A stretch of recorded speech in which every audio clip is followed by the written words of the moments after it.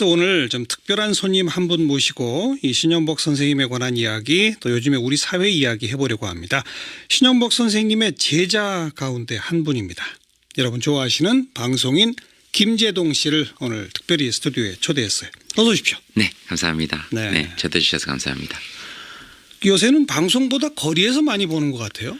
아, 그렇습니까? 뭐 거리에 지금 저만 있는 게 아니니까요. 물론, 예. 네, 저만 있는 게 아니니까요. 네. 방송인이기도 하지만 방송인 이전에 사실은 그 사람들하고 함께 있는 마이크를 잡는 사람으로 시작했으니까요. 그게 아마 예전 말로 하면 광대일 거고요. 그리고 광대. 네, 극의 형태로 보면 오페라가 아니라 마당극일 거고요. 마당극. 네, 마당놀이는 더불어 함께. 화중이라고 저는 표현하는데요. 화중. 말을 하는 사람들. 이거 만든 표현이에요? 스스로? 네, 저는 그렇게 뭐 그래도 제가 만들었다고 꼭 할 수는 없겠죠. 어디선가 들었을 거니까 아마 모든 지식 같은 것들이. 근데 모든 방송의 형태들이 사실은 사람들을 가르쳐야 될 대상. 예. 그리고 사람들은 1시간 반 동안 듣거나 마치 방송의 어떤 장식품처럼 마지막에 말하는 사람 따로 딱 정해져 있고 네. 나머지 그냥 듣고. 네, 그런 방송의 형태잖아요. 그게 예. 청중이라고 저는 보고요. 예. 근데 우리 마당극이나 줄을 탈 때 광대든 철저히 그 시대 사람들의 언어를 말 그대로 대변하거든요. 그렇죠. 대신해서 말하고 또 그 사람들이 직접 자기들의 사연을 이야기하고 지금 거리에서 그런 형태이기 때문에 저는 특별히 뭐 다른 형태를 하고 있다기보다 원래 제가 하던 일들을 옛날에 계속 하던 거. 네, 길거리에 사람들이 제일 많으니까 우리니까 그 거기 사람이 있어야죠. 있는 곳이라면 어디든 간다. 사람들이 있는 곳이라면 제가 어디든 간다기보다 네. 사람들이 거기 모여 있으면 거기가 제일 재밌지 않을까요? 예.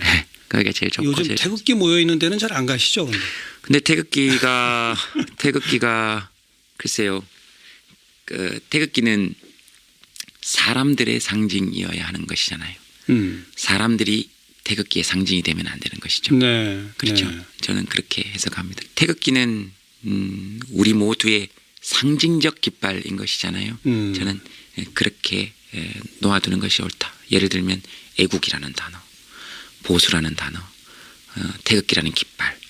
그 어떤 것도 단어 그 자체로 보면 나쁜 것이 한 개도 없거든요. 그렇죠. 예. 근데 그 단어를 가지고 가서 나쁘게 사용한 사람들이 있을 뿐이고 정치도 마찬가지잖아요. 정치라는 단어는 좋은 단어인데 그걸 누구에게 맡겼을 때 네. 좋은 정치가 되느냐 나쁜 정치가 되느냐. 그래요. 옛날 유신 때 이럴 때는 말이에요. 네. 법정에 피고인들이 서서 애국가를 부르면 경위들이 와서 입을 틀어 막았어요. 그리고 그 당시에는 80년대까지만 해도 네. 대학 교정에서 태극기를 흔들려고 그러면 붙잡혀 갔어요. 네.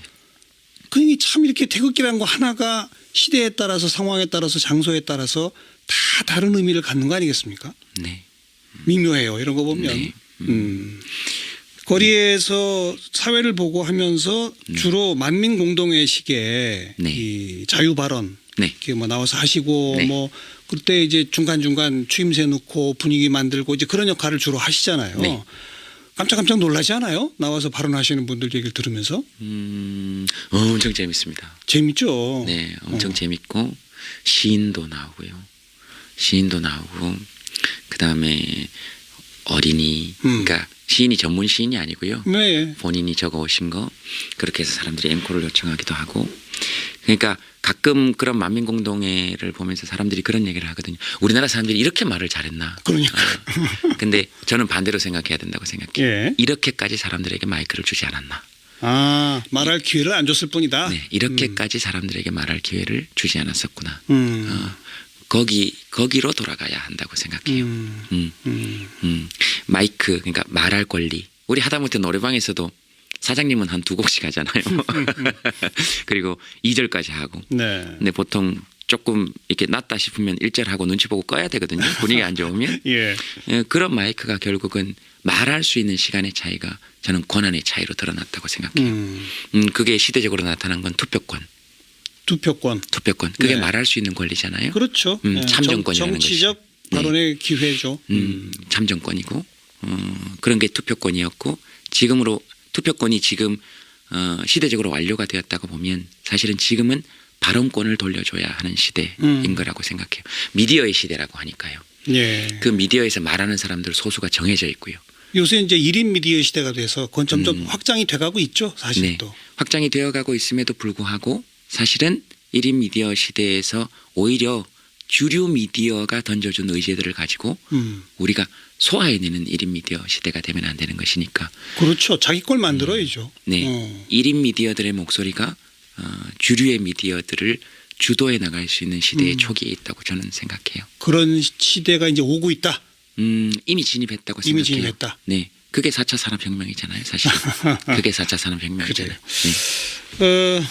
그런 촛불 집회나 뭐 이런 주최 측에서 주로 김재동 씨를 이렇게 와달라고 초청하는 거죠. 내가 가겠게요 손든 건 아니죠. 일단 무료니까 지금 그렇게 하는 것 같고요.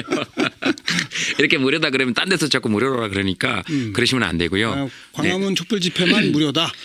그리고 1년에 한 30회에서 40회 정도는 무료 강연 정도 합니다. 많게는 50회 정도 하고요. 재능 기부는 정확히 제가 결정했을 때 재능 기부인 거니까. 거기까지 하는 거죠. 네, 그래야 돈 받아야 우리 지금 식구들 먹여 살리고 네네 하고 회사도 운영해야 되고. 네. 근데 만민공동회는 그렇게 처음에 제가 만민공동회라는 이름을 결정지었을 때 그 이름을 결정지었을 때 이게 사실 서재필 쌤께서 하신 거잖아요. 예. 그리고 고종이 처음으로 어찌됐든 나와서 호통만 치고 돌아가긴 했지만 그리고 보부상들을 동원해서 만민공동회에 나온 사람들을 폭행하긴 했으나 결론은 그렇게 됐으나 최초로 시민들이 군항을 광장으로 끌어낸 행사거든요. 그래서 그 만민공동회의 완성판 결정판 그때는 끌어내기만 했지만 이번에는 네 확실히 결정짓고 내려가게 해야 되지 않겠습니까? 네. 그래서 뭐 처음 시작한 거예요. 1월 달에 좀 계속 또 갑니까? 촛불 집회 매번 갑니까? 이제 그 다른 소도시들 6군데 지방에. 정도 있습니다. 그분들은 또 상대적으로 광화문 광장보다 열악하죠. 집중받지 못했잖아요. 그렇죠. 하지만 그래서 오히려 그분들의 열정이 더 소중한 거 아닐까요? 네, 그러니까 가서 우리 잘하고 있다. 네. 그리고 우리가 옳다. 이런 거 서로 확인하는 건 앞으로 길게 우리의 목소리를 내는데 길게 행복하게 가는 데는 되게 필요한 일 같아요. 그리고 제가 그게 또 즐겁기도 하고요. 재미있고 즐겁고. 네, 그 제주도 이번에 만민공동회 갔는데 비 왔었거든요. 예. 그래서 거기 주최하시는 분께서 아이고 이거 사람이 안 오면 어떡하냐. 그래서 우리끼리 모여서 그렇게 결론을 내렸어요. 사람이 안 오는 게 아니고 한 사람이 와도 사람이 오는 거 아니냐. 한 사람이 와도 진짜 그 사람의 우주를 끌고 오는 거잖아요. 그리고 잠깐 와서 이렇게 앉아서 계시는 것 같지만 그날 일단 하루 다 비워야 되죠. 그 다음에 아이들 데리고 나오시는 분들은 아침부터 기저귀 챙기고 유모차 챙기고 비 오는 날 비옷 챙기고 차 타고 그 다음에 거기까지 걸어오시고 그 다음에 비 오는 날은 서서 비 맞는 저보다 거기 실제로 앉아있어 보면 그 바닥에서 한기가 올라와요. 그럼요. 네, 바지가 젖고 아무리 비옷을 입어도 그렇게 앉아 계시는 분들 이렇게 보면 사실은 그 몸짓 하나하나가 다 말이거든요. 눈물도 말이고 그리고 침묵도 말이고 그 공간을 점유하고 있는 한 세계가 다 말이고 그런 거 보는 건 저에게도 굉장한 희열이고 기쁨이고 그리고 묘한 해방감 같은 거 있고요. 그리고 굉장히 짜릿한 연대감 같은 거 있고요. 그런 거 서로 확인하는 일은 정말로 행복한 일이에요. 천상광대시군요. 사람들 많은 곳 무대 위 가면 기분 좋아지시는. 네. 근데 갈 때는 귀찮더라고요. 아시죠? 이렇게. 일단 딱 서면. 네. 서면 그 왜 작두 위에 잘하면 이거 작두 위에도 설 수 있지 않을까 이런 느낌이 가끔 들 정도로. 네. 좋아요. 네. 자, 오늘 모신 게 신현복 선생의 제자 가운데 한 분으로 오늘 모셨는데 직접 수업을 들으셨죠? 네, 쌤 수업, 고전 수업 들었어요. 네. 저 학점은 잘 나왔어요? 학점 쌤께서 잘 안 주셨어요. 잘 안 주셨는데 수업은 열심히 들어갔습니까? 네, 쌤은 저 잘 봐주셨어요. 수업 열심히 들어갔다기보다 수업에 들어간 학생들을 술 열심히 사줬어요. 술 열심히 사주고 꼭 거기 뒷동산이 있거든요. 거기 가고 그 다음에 선생님이 그 요청하시는 다른 외부 강연 같은 거 거기 가서 또 같이 하기도 하고 많이 그 그랬어요. 학교에 편입하신 건데 네, 그 전부터 신현복 선생님과 알고 계셨죠? 네, 선생님 알고 있었죠. 어, 책으로. 책으로. 그리고 엄청 뵙고 싶어서 어떻게 하면 선생님 가까이서 좀 뵐 수 있을까? 그래서 그 학교에 또 편입하게 된 거고. 일부러 찾아가서 뵙고. 네, 네, 벌써 1년 됐습니다. 네. 돌아가신 지. 네, 선생님이 지금 계시면 네. 요즘에 이 최순실 박근혜 게이트 그리고 대통령 탄핵 그리고 광화문 촛불 혁명 이런 모습을 보시고 네. 뭐라고 하셨을 것 같아요? 스님 거의 남의 탓하시는 거 제가 보신 적 한 번도 제가 본 적이 거의 없는 것 같아요. 그리고 감옥에 가게 되신 일에 대해서도 그렇게 만들게 된 책임자에 대해서 얘기하신 적은 제가 거의 들은 적이 없어요. 지금도 이렇게 아마 찾아뵀으면 이렇게 그냥 조용히 웃으시면서 되게 많이 들어주셨을 것 같아요. 저희들이 막 이야기를 쏟아내면 막 쏟아내면 그런 거 생각하면 가끔씩 울컥울컥해요. 그래서 스님은 뭐 어떻게 생각하세요? 제가 이렇게 감히 잘 여쭤보지도 못하지만 예. 스님 말씀 안 하세요? 그러면 다 하셨잖아요. 여러분이 얘기 다 했잖아요. 네, 다 하셨잖아요. 똑같은 마음입니다. 네, 예. 늘 그렇게 말씀해 주셨던 게 가장 큰 말씀으로 저는 되게 많이 기억이 남아요. 저는 그런 모습이 늘 답이었거든요. 이 신현복 선생 계셨으면 신현복 선생께서도 광화문 그리고 전국의 촛불 시민들의 그 모습, 네, 그 아름다운 모습을 보고서는 신현복 선생님도 놀라셨을 것 같아요. 제가 감히 선생님이 살아계신다면 어떤 마음을 가지실지에 대해서 말씀드리는 게 제가 좀 조심스러워서 그런데요. 엄청 기뻐하시고 좋아하시고 봐라 우리 이 정도 수준의 사람들 된다? 아니냐. 이 정도 수준의 사람들 아니냐. 우리가 이런 사람들 아니냐. 그러면서 늘 그 유머도 있으셨기 때문에 그리고 아마 글씨 하나 또 쓰셨을 그러셨겠죠. 그 글씨 이렇게 그림처럼 글씨처럼 그림과 서화. 글씨 네, 아마 촛불 시민들을 여러 모습으로 그려내셨을 것 같아요. 그러니까요. 그거 선생님께서도 매우 놀라시고 기뻐하고 네, 흐뭇해하고 내가 뭔가 이분들한테 뭔가 좀 기록을 남겨야 되겠다. 이런 어떤 의무감도 가지셨을 것 같아요. 네. 또 아마 글씨 쓰시고 그림 그리시고 편찮으셨겠지만 또 아마 그렇게 하셨을 것 같아요. 그렇게 조용히 그렇게 막 하다가 우리 지쳐서 가면 늘 가서 우리가 자랑해도 들어주시고 원망해도 들어주시고 그러셨어요. 아마 그런 또 아랫목 같은 역할도 해주시지 않으셨을까. 왜냐하면 또 분열될 수 있잖아요. 네. 분열이라는 게 늘 나쁜 것은 아니지만 지금까지 우리 혁명들이 뭐 듣고 계시는 청취자분들이 더 잘 아시겠지만 60년의 혁명도 그랬고 60년의 혁명도 그랬고 4.19 직후에 네, 5.16이 왔고요. 네, 87년 이후에 네, 노태우 당선이 왔고요. 네, 그리고 서울의 봄 이후에 전두환이 왔고요. 그렇죠. 네, 그러니까 그렇게 해서 사실은 다 시민이 만들어 놓은 열매를 개들이 와서 따먹었거든요. 표현이 좀 과격하지만 더 과격한 표현을 찾지 못해서 죄송합니다. 예. 네, 그래서 이번만큼은 그렇게 되지 말자라고 하는 게 지금 우리 시민들의 생각이라고 저는 그렇죠. 개인적으로 생각해요. 그렇죠. 그리고 또 지금 그런 방향으로 나아가야 한다고 생각하고요. 그런 데 대해서 아마 많은 사람들의 이야기를 들어주시지 않으셨을까. 선생님 늘 그러셨거든요. 선생님 글씨에도 나와 있지만 교학상장. 가르치고 배우면서 서로 함께 가르치며 배운다. 함께 성장한다. 네, 네. 그리고 제가 정확히 기억하는지 모르겠지만 배운다는 것은 자기를 낮추는 것이고 가르친다는 것은 다만 희망에 대해서 이야기하는 것이다. 그리고 궁극적으로 나아갔을 때는 배우는 사람과 가르치는 사람의 경계가 없어지는 것이 진짜 배우고 가르치는 것이다. 예. 그렇게 말씀하셨는데요. 아마 그걸 또 몸소 보여주시지 않으셨을까. 그래서 스님 말씀을 들으면 늘 뭔가 가르침을 받는다 이런 느낌이 들지 않았어요. 기본적으로 가르침을 받고 싶긴 한데 우리가 뭔가 멘토 열풍 이런 거 있을 때도 왜 배워야 된다. 우리는 배워야 될 사람들이다. 우리는 모자란 사람들이다. 우린 부족한 사람들이다. 지금 사실 미디어나 이런 것들이 저는 그렇다고 생각하거든요. 예. 어떤 한 사람이 얘기하면 대중은 우매해서 배워야 되는 존재들이고 광장에서도 가끔 어떤 정치인이 막 얘기를 하면 우리는 그걸 듣고 선택해야 되는 존재고 일방적으로 끌려가는 존재고. 강조하셨던 그 대목이죠.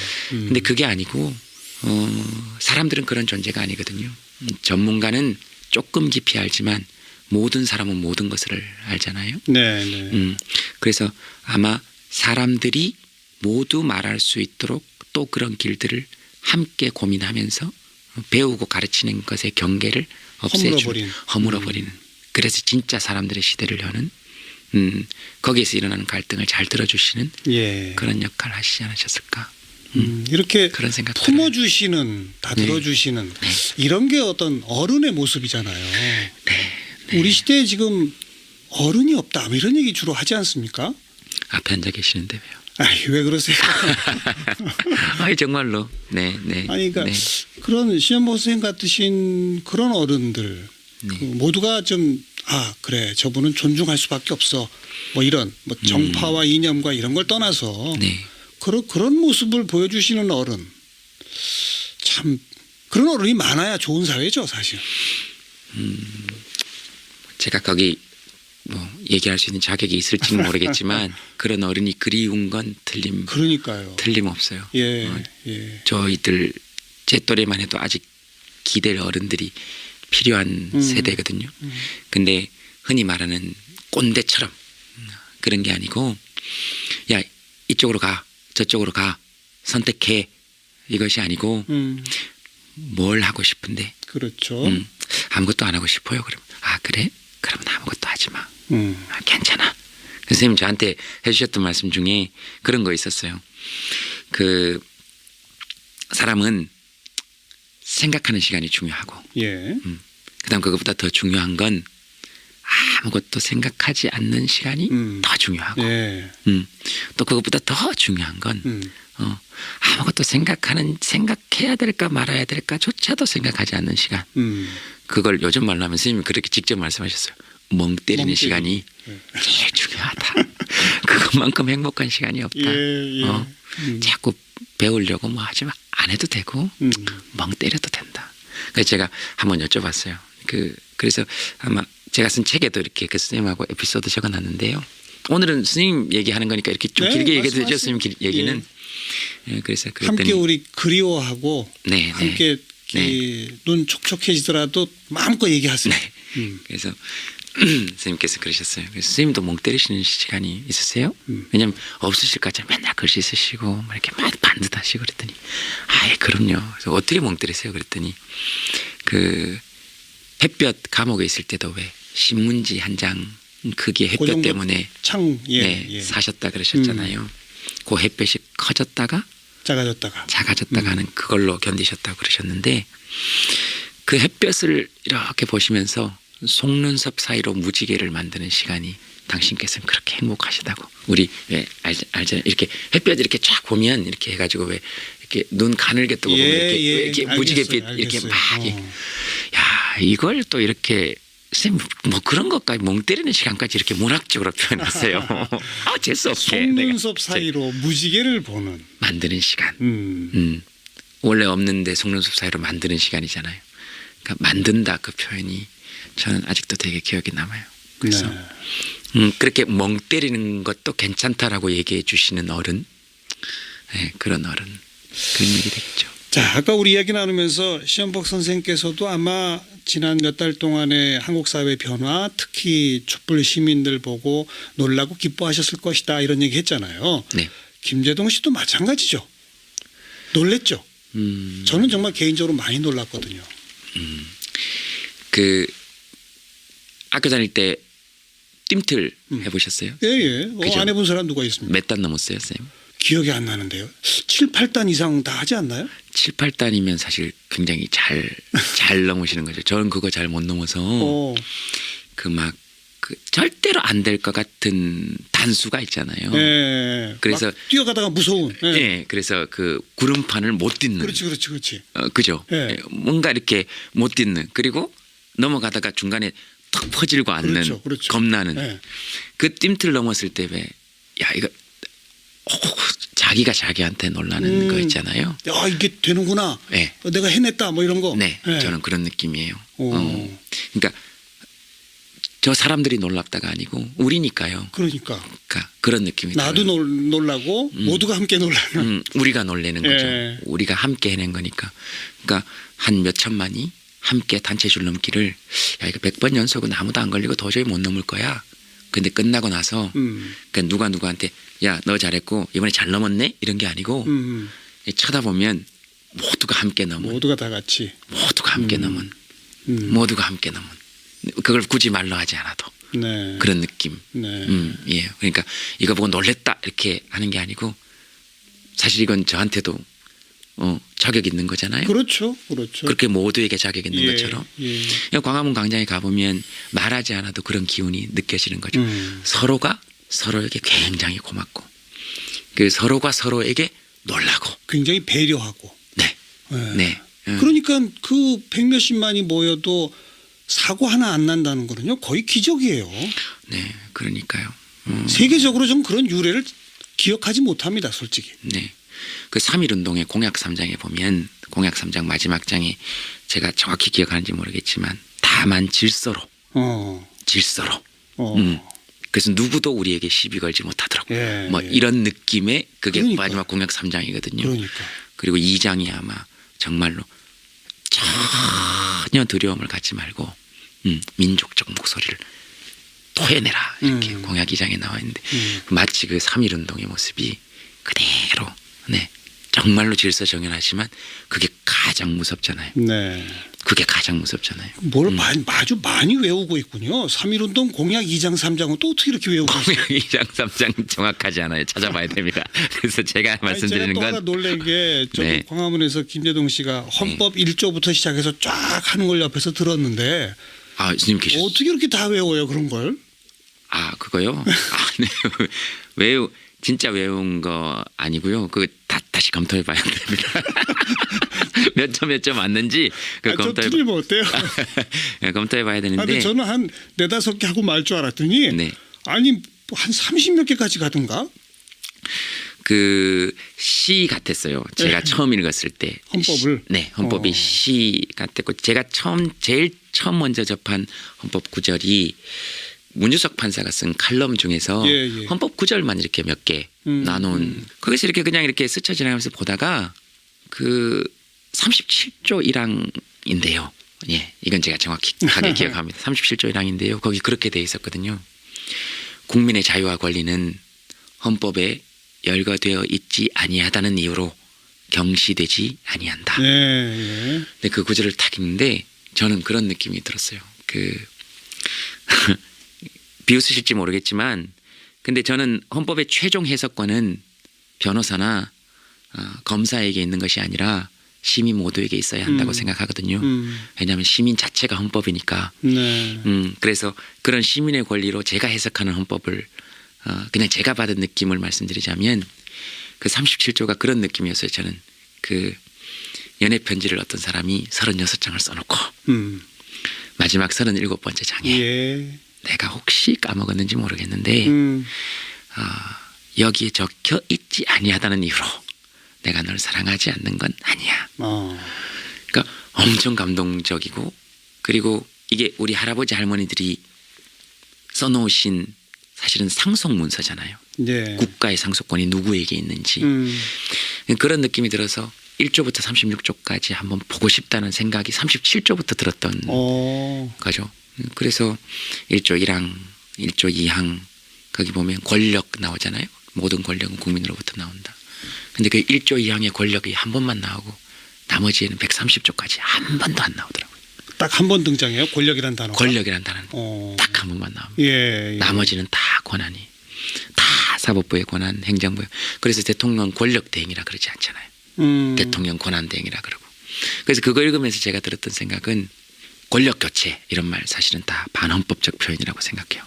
권한 교체. 권한 교체. 네, 사법 입법부 권력 교체 아니고 입법부 권한 교체. 모든 권력은 국민에게 있다. 모든 권력은 국민에게 있다 정도가 아니고 권력이라는 단어를 그러니까 권력은 자의적으로 쟁취할 수 있는 걸 뜻하잖아요. 권한은 타인에게 위임받은 것이고요. 그렇죠. 권력은 자의적으로 행사할 수 있는 거잖아요. 그러니까 국민 이외에는 권력 자체를 잡을 생각을 하면 안 된다 하는 게 저는 우리 헌법 정신이라고 생각해요. 이야, 뭐 우리 그냥 흔하게 네. 뭐 권력 투쟁, 네. 권력자들 네. 이런 말 많이 쓰는데 다 잘못된 말이군요. 네. 권한 투쟁. 어. 네. 권력은 오로지 시민들만 자의적으로 사용할 수 있는 단어인 거죠. 그래서 가끔씩 국회의원들 왜 어깨 힘줄 때 그런 얘기 하잖아요. 국민 그 개개인이 헌법기관이다. 네. 맞는 말인데요. 사실은 국민들은 개개인이 권력기관입니다. 그리고 헌법 그 자체고요. 예. 그러니까 그런 게 딱 들어오면 사람의 어깨 힘이 딱 들어가잖아요. 그리고 헌법 전문에 보면 유구한 역사와 전통에 빛나는 우리 대한국민은 이렇게 시작하는 것도 저는 굉장히 가슴에 와닿았어요. 그래요. 제가 처음 기억나는 거는 그 성주에 사드 배치 반대하러 내려갔을 때요. 경북 성주. 네, 그때 내려갔을 때 헌법 얘기하려고 내려간 게 아니거든요. 그때 그냥 거기서 고등학교 선배님이 야, 한번 와라. 네가 와야 되겠다. 그래서 내려가서 거기 있다가 되게 열받았었어요. 왜냐하면 그 올라가기 전에 이렇게 하고 있는데 어떤 어머님이 오셔가지고 저를 막 끌어안고 우시는 거예요. 아이고 내보고 빨개 일한다. 종북이란다. 무서워 죽겠다. 할머니가? 네. 처음 들어보시는 얘기잖아요. 그렇죠. 우리 얘기 좀 해달라고. 예. 근데 엄청 열받았어요. 화가 나죠. 네, 엄청 열받았고 그래서 이렇게 올라갔는데 그냥 딱 보는 순간 헌법 생각이 났어요. 어머님 아버님들 이렇게 아스팔트 저녁 드셔야 될 시간에 아스팔트 바닥에 앉혀놓으면 예. 이거 주권자들에 대한 대우 아니니까 이게 헌법 1조 1항 위반인 거다. 민주공화국의 뜻이 뭔데 쌀을 나누어 먹는 나라. 누구도 동시에 자기 의견을 말할 수 있는 나라. 그러면 위반이고 2조 국민이 되는 요건을 갖춘 사람들이 대한민국에 배치되는 무기 체계에 대해서 얘기할 수 있는 자격이 없다? 그러면 이거 헌법 2조 위반이고 예. 이렇게 행복하지 못하게 하면 헌법 10조 행복주권 위반이고 저절로 막 나오는군요. 하나씩. 그 모습들을 보면 어떤 헌법을 위반했는지가 그냥 눈에 보이죠. 정말. 게다가 그 할머니가 평생 처음 나보고 빨갱이래 이런 소리 들었다는 것은 그럼요. 아닙니다. 할머니가 권력자십니다라는 말 해주려야죠. 네. 그래 다 자연스럽게 헌법으로 연결이 되더라. 네. 그렇군요. 헌법 전체를 통틀어도 거기부터 시작된 거군요. 국민이 지켜야 될 법이 아니고요. 헌법은 제가 읽기로는 그렇거든요. 국가가 정부 기관들이 해야 할 일들 네. 그러고죠. 국가가 국민을 위해 국민의 권력을 지키기 위해서 어떤 권한을 행사해야 되는지를 써놓은 거거든요. 그래서 그들이 지켜야 될 법이에요, 사실은. 맞아요. 네. 그래서 네. 지금 이제 2017년 1월 그리고 몇 달 후가 될지 이른바 권한을 서로 뺏고 빼앗기기 위한 선거 뭐 이런 것들이 이제 예정돼 있는 네. 이 시대 2017년 1월 대한민국이 시민들이 만든 열매를 시민들의 것으로 계속 키워가기 위한 첫 번째 과제는 뭐예요? 첫 번째 과제는 지금 이미 시민들이 이야기하고 있는 말씀하시고 계시는 것 중에서 다 있다라고 저는 생각해요. 예. 지금 만민공동회를 통해서 엄청나게 많은 정책들이 쏟아져 나오고 있는 거거든요. 만민공동회뿐만 아니라 촛불 집회에서도 첫 번째는 적어도 한반도 내에서의 대한민국의 주도권 회복. 북한에 대해서 경제 제재를 할 거냐 아니면 대화를 할 거냐. 거기에 대한 주도권을 회복하자는 것이죠. 그러니까 제재냐 협력이냐 양분되는 문제가 아니고 그것을 결정할 수 있는 주도권을 대한민국이 쥐어야 된다는 게 가장 지금 많이 나오는 거 아니에요. 사드 배치도 마찬가지죠.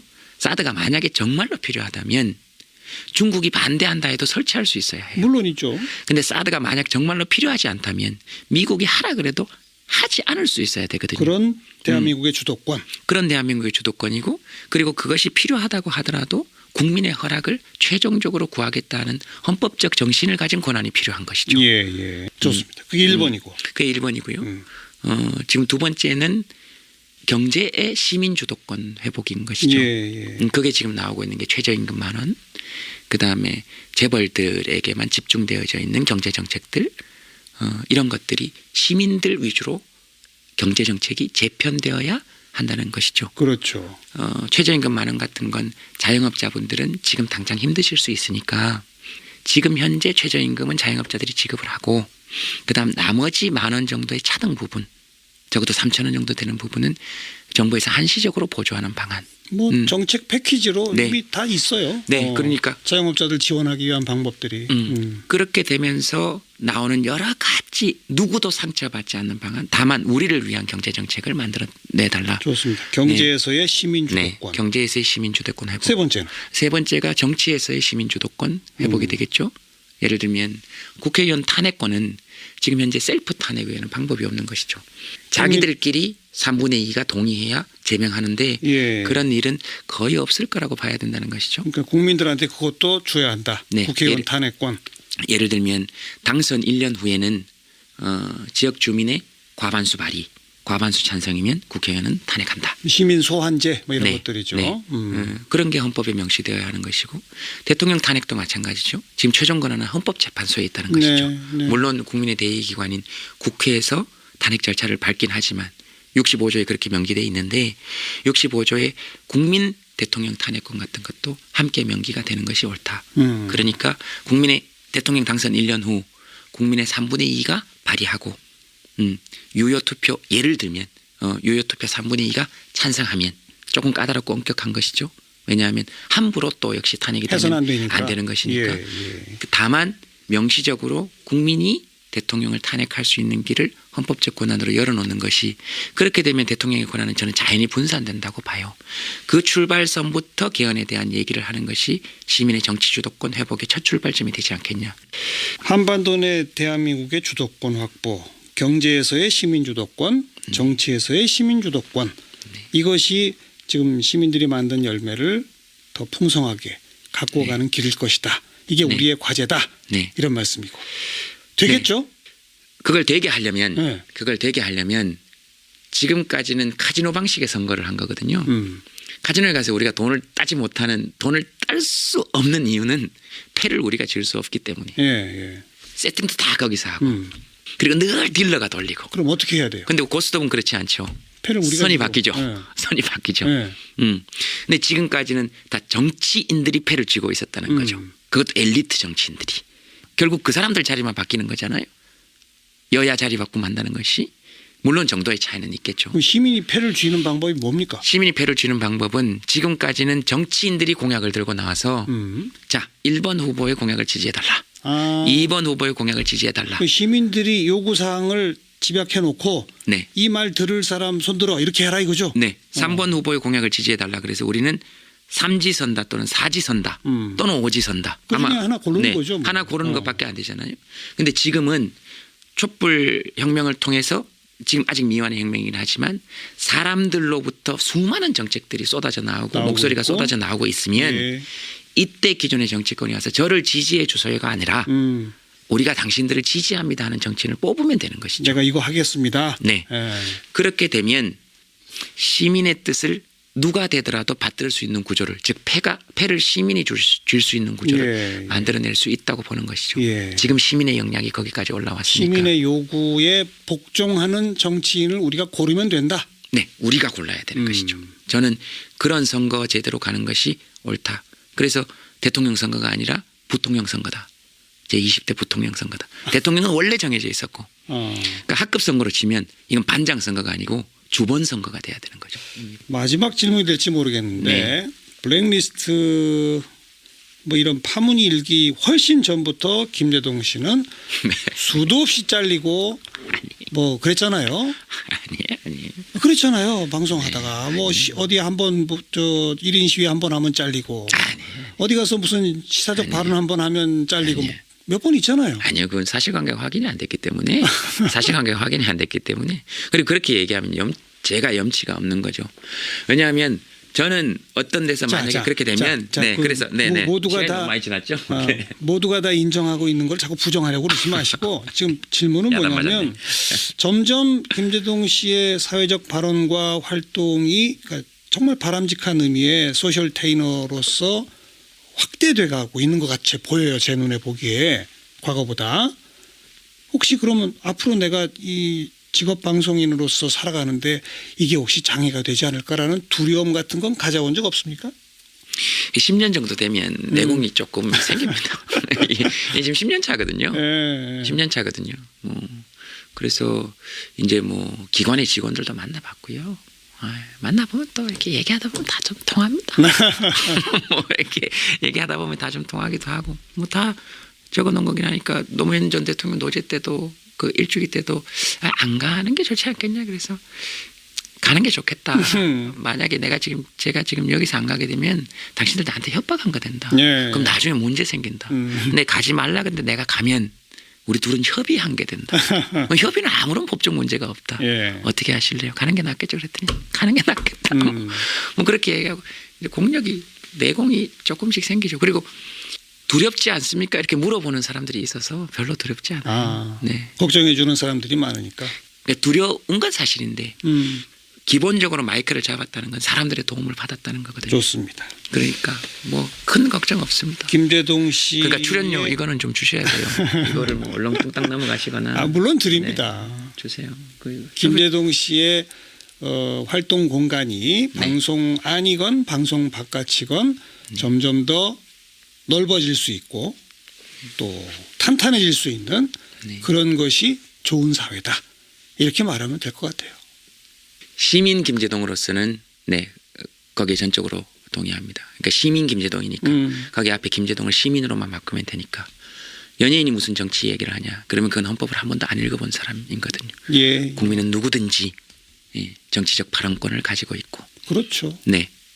더 많은 곳에서 더 밝고 멋진 모습으로 볼 수 있기를 바라겠습니다. 오늘 나와주셔서 고맙습니다. 네, 잘 들어주셔서 감사합니다. 오늘 좀 특별한 손님 한 분 모시고 이 신연복 선생님에 관한 이야기 또 요즘에 우리 사회 이야기 해보려고 합니다. 신연복 선생님의 제자 가운데 한 분입니다. 여러분 좋아하시는 방송인 김재동 씨를 오늘 특별히 스튜디오에 초대했어요. 어서 오십시오. 네, 감사합니다. 네. 네, 초대해주셔서 감사합니다. 요새는 방송보다 거리에서 많이 보는 것 같아요. 아, 그렇습니까? 뭐 거리에 지금 저만 있는 게 아니니까요. 물론, 예. 네, 저만 있는 게 아니니까요. 예. 방송인이기도 하지만 방송인 이전에 사실은 그 사람들하고 함께 있는 마이크를 잡는 사람으로 시작했으니까요. 그게 아마 예전 말로 하면 광대일 거고요. 그리고 광대. 네, 극의 형태로 보면 오페라가 아니라 마당극일 거고요. 마당극. 네, 마당놀이는 더불어 함께. 화중이라고 저는 표현하는데요. 화중. 말을 하는 사람들. 이거 만든 표현이에요? 스스로? 네, 저는 그렇게 뭐 그래도 제가 만들었다고 꼭 할 수는 없겠죠. 어디선가 들었을 거니까 아마 모든 지식 같은 것들이. 근데 모든 방송의 형태들이 사실은 사람들을 가르쳐야 될 대상. 예. 그리고 사람들은 1시간 반 동안 듣거나 마치 방송의 어떤 장식품처럼 마지막에 말하는 사람 따로 딱 정해져 있고 네. 나머지 그냥 듣고. 네. 그런 방송의 형태잖아요. 그게 청중이라고 저는 보고요. 예. 근데 우리 마당극이나 줄을 탈 때 광대든 철저히 그 시대 사람들의 언어를 말 그대로 대변하거든요. 그렇죠. 대신해서 말하고 또 대학 교정에서 태극기를 흔들려고 그러면 붙잡혀 갔어요. 네. 그러니 참 이렇게 태극기라는 거 하나가 시대에 따라서 상황에 따라서 장소에 따라서 다 다른 의미를 갖는 거 아니겠습니까? 네. 미묘해요. 이런 거 보면. 네. 거리에서 사회를 보고 하면서 주로 만민 공동회식에 이 자유 발언 이렇게 뭐 나와서 하시고 뭐 그때 이제 중간중간 추임새 넣고 분위기 만들고 이제 그런 역할을 주로 하시잖아요. 네. 깜짝깜짝 놀라지 않아요? 나와서 발언하시는 분들 얘기를 들으면서. 엄청 재밌습니다. 재밌죠. 네, 엄청 재밌고 시인도 나오고요. 시인도 나오고 그다음에 어린이 그러니까 시인이 전문 시인이 아니고요. 네. 본인이 적어오신 거 그렇게 해서 사람들이 앵콜을 요청하기도 하고 그러니까 가끔 그런 만민공동회를 보면서 사람들이 그런 얘기를 하거든요. 우리나라 사람들이 이렇게 말을 잘했나. 그러니까. 근데 저는 반대로 생각해야 된다고 생각해요. 예. 이렇게까지 사람들에게 마이크를 주지 않았나.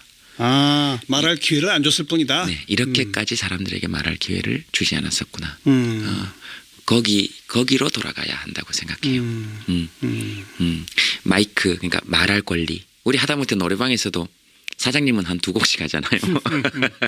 그리고 2절까지 하고. 네. 근데 보통 조금 이렇게 낮다 싶으면 1절 하고 눈치 보고 꺼야 되거든요. 분위기 안 좋으면. 예. 그런 마이크가 결국은 말할 수 있는 시간의 차이가 저는 권한의 차이로 드러났다고 생각해요. 그 사람들이 직접 자기들의 사연을 이야기하고 지금 거리에서 그런 형태이기 때문에 저는 특별히 뭐 다른 형태를 하고 있다기보다 원래 제가 하던 일들을 옛날에 계속 하던 거. 네. 길거리에 사람들이 제일 많으니까 우리니까 그 거기 사람이 있어야죠. 있는 곳이라면 어디든 간다. 사람들이 있는 곳이라면 제가 어디든 간다기보다 네. 사람들이 거기 모여 있으면 거기가 제일 재밌지 않을까요? 예.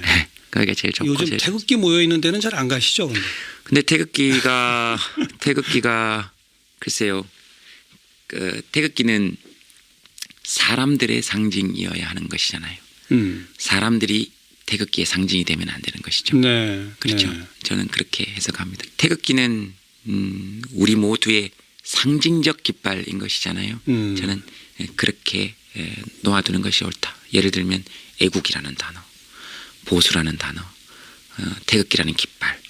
그 어떤 것도 단어 그 자체로 보면 나쁜 것이 한 개도 없거든요. 그렇죠. 예. 근데 그 단어를 가지고 가서 나쁘게 사용한 사람들이 있을 뿐이고 정치도 마찬가지잖아요. 정치라는 단어는 좋은 단어인데 그걸 누구에게 맡겼을 때 네. 좋은 정치가 되느냐 나쁜 정치가 되느냐. 그래요. 옛날 유신 때 이럴 때는 말이에요. 네. 법정에 피고인들이 서서 애국가를 부르면 경위들이 와서 입을 틀어 막았어요. 그리고 그 당시에는 80년대까지만 해도 그게 시대적으로 나타난 건 투표권. 투표권. 그게 네. 말할 수 있는 권리잖아요. 그렇죠. 네. 참정권이라는 정치적 것이. 발언의 기회죠. 참정권이고 그런 게 투표권이었고 지금으로 투표권이 지금 시대적으로 완료가 되었다고 보면 사실은 지금은 발언권을 돌려줘야 하는 시대인 거라고 생각해요. 미디어의 시대라고 하니까요. 예. 그 미디어에서 말하는 사람들 소수가 정해져 있고요. 요새 이제 1인 미디어 시대가 돼서 그건 점점 확장이 돼가고 있죠. 사실 네. 또. 확장이 되어가고 있음에도 불구하고 사실은 1인 미디어 시대에서 오히려 주류 미디어가 던져준 의제들을 가지고 우리가 소화해내는 1인 미디어 시대가 되면 안 되는 것이니까. 그렇죠. 자기 걸 만들어야죠. 네. 1인 미디어들의 목소리가 주류의 미디어들을 주도해 나갈 수 있는 시대의 초기에 있다고 저는 생각해요. 그런 시대가 이제 오고 있다. 이미 진입했다고 이미 생각해요. 진입했다. 네. 그게 4차 산업혁명이잖아요. 사실. 그게 4차 산업혁명이잖아요. 네. 그런 촛불 집회나 뭐 이런 주최 측에서 주로 김재동 씨를 이렇게 와달라고 초청하는 거죠. 내가 가겠게요. 손든 건 아니죠. 일단 무료니까 지금 그렇게 하는 것 같고요. 이렇게 무료다 그러면 딴 데서 자꾸 무료라 그러니까 그러시면 안 되고요. 광화문 촛불 집회만 무료다. 그리고 1년에 한 30에서 40회 정도는 무료 강연 정도 합니다. 많게는 50회 정도 하고요. 재능 기부는 정확히 제가 결정했을 때 재능 기부인 거니까. 거기까지 하는 거죠. 네, 그래야 돈 받아야 우리 지금 식구들 먹여 살리고 네네 하고 회사도 운영해야 되고. 네. 근데 만민공동회는 그렇게 처음에 제가 만민공동회라는 이름을 결정지었을 때 그 이름을 결정지었을 때 이게 사실 서재필 쌤께서 하신 거잖아요. 예. 그리고 고종이 처음으로 어찌됐든 나와서 호통만 치고 돌아가긴 했지만 그리고 보부상들을 동원해서 만민공동회에 나온 사람들을 폭행하긴 했으나 결론은 그렇게 됐으나 최초로 시민들이 군항을 광장으로 끌어낸 행사거든요. 그래서 그 만민공동회의 완성판 결정판 그때는 끌어내기만 했지만 이번에는 네 확실히 결정짓고 내려가게 해야 되지 않겠습니까? 네. 그래서 처음 시작한 거예요. 1월 달에 좀 계속 또 갑니까? 촛불 집회 매번 갑니까? 이제 그 다른 소도시들 6군데 지방에. 정도 있습니다. 그분들은 또 상대적으로 광화문 광장보다 열악하죠. 집중받지 못했잖아요. 그렇죠. 하지만 그래서 오히려 그분들의 열정이 더 소중한 거 아닐까요? 네, 그러니까 가서 우리 잘하고 있다. 네. 그리고 우리가 옳다. 이런 거 서로 확인하는 건 앞으로 길게 우리의 목소리를 내는데 길게 행복하게 가는 데는 되게 필요한 일 같아요. 그리고 제가 그게 또 즐겁기도 하고요. 재미있고 즐겁고. 네, 그 제주도 요번에 만민공동에 갔는데 비 왔었거든요. 예, 예. 그래서 거기 주최하시는 분께서 아이고 이거 사람이 안 오면 어떡하냐. 그래서 우리끼리 모여서